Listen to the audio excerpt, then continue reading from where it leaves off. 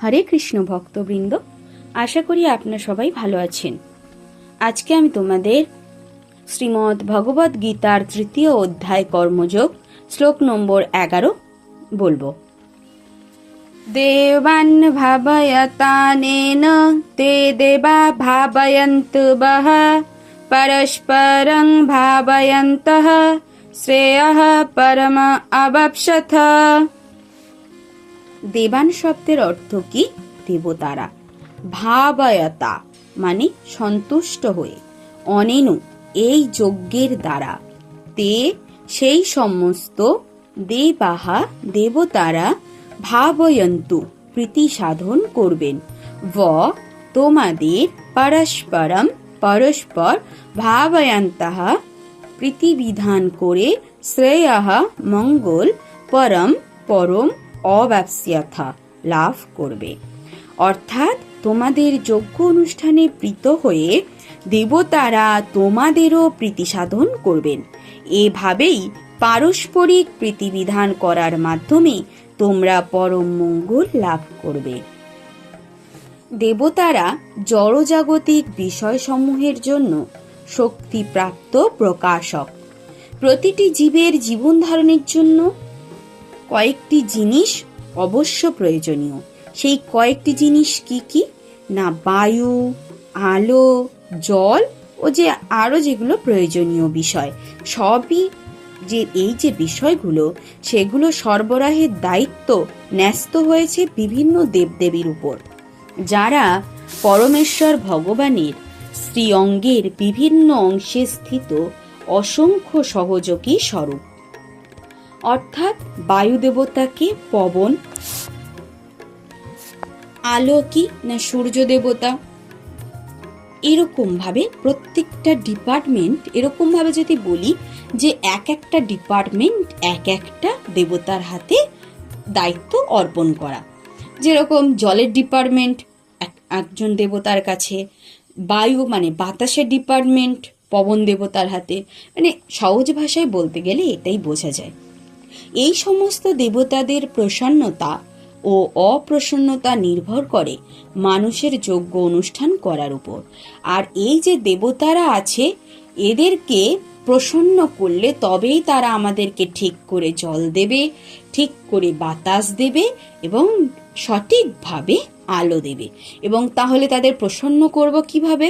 না, তাদের প্রসন্ন করতে হবে বিভিন্ন যজ্ঞ অনুষ্ঠানের মাধ্যমে। ভিন্ন ভিন্ন যজ্ঞ ভিন্ন ভিন্ন দেবদেবীর তুষ্টি সাধনের জন্য অনুষ্ঠিত হয়, কিন্তু তা হলেও সমস্ত যজ্ঞেই পরম ভোক্তারূপে শ্রী বিষ্ণুর আরাধনা করা হয়ে থাকে। আমরা যে পূজাই করি না কেন, তাতে অবশ্যই ভগবান শ্রীকৃষ্ণর নাম স্মরণ করেই সেই পূজা হয়। তার প্রণাম মন্ত্র বলার পরেই কিন্তু পূজাটা হয়। দেখবেন আপনারা একটু খেয়াল করে, ভগবদ গীতাতেও বলা হয়েছে যে শ্রীকৃষ্ণ স্বয়ং সমস্ত যজ্ঞের ভোক্তা, ভোক্তারং যজ্ঞতপসাম। এই তাই যজ্ঞপতির চরম তুষ্টিবিধান করাই সমস্ত যজ্ঞের প্রধান উদ্দেশ্য। এই সমস্ত যজ্ঞগুলি যখন সুচারুরূপে অনুষ্ঠিত হয়, তখন বিভিন্ন বিভাগীয় প্রধান দেবদেবীরা স্বভাবত সন্তুষ্ট হন এবং তখন আর প্রাকৃতিক সম্পদের কোনো অভাব থাকে না।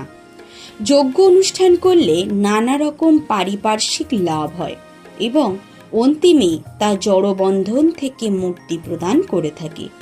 যজ্ঞ অনুষ্ঠানের ফলে সব রকমের কার্যকলাপ পরিশুদ্ধ হয়, যে সম্বন্ধে বেদে বলা হয়েছে, আহার শুদ্ধ সত্য শুদ্ধি, সত্য শুদ্ধ ধ্রুবাস্মৃতি, স্মৃতিলম্বে সর্বগ্রন্থিনাং বিপ্রমক্ষঃ। যজ্ঞ অনুষ্ঠান করার ফলে খাদ্য সামগ্রী শুদ্ধ হয় এবং তা আহার করার ফলে জীবের সত্তা শুদ্ধ হয়। সত্তা শুদ্ধ হবার ফলে স্মৃতি শুদ্ধ হয় এবং তখন সে মোক্ষ লাভের জন্য চিন্তা করতে পারে। আর এসব কিছুই সামগ্রিকভাবে আমাদের কৃষ্ণ ভাবনার স্তরে উন্নীত করে, যা বর্তমান সমাজের জন্য একান্তভাবে প্রয়োজন।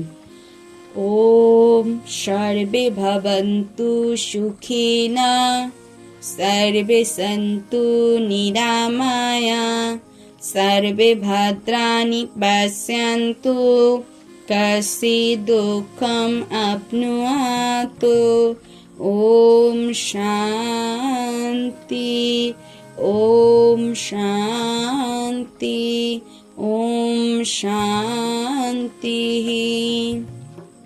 हरे कृष्ण कृष्ण कृष्ण हरे हरे हरे राम राम राम हरे हरे।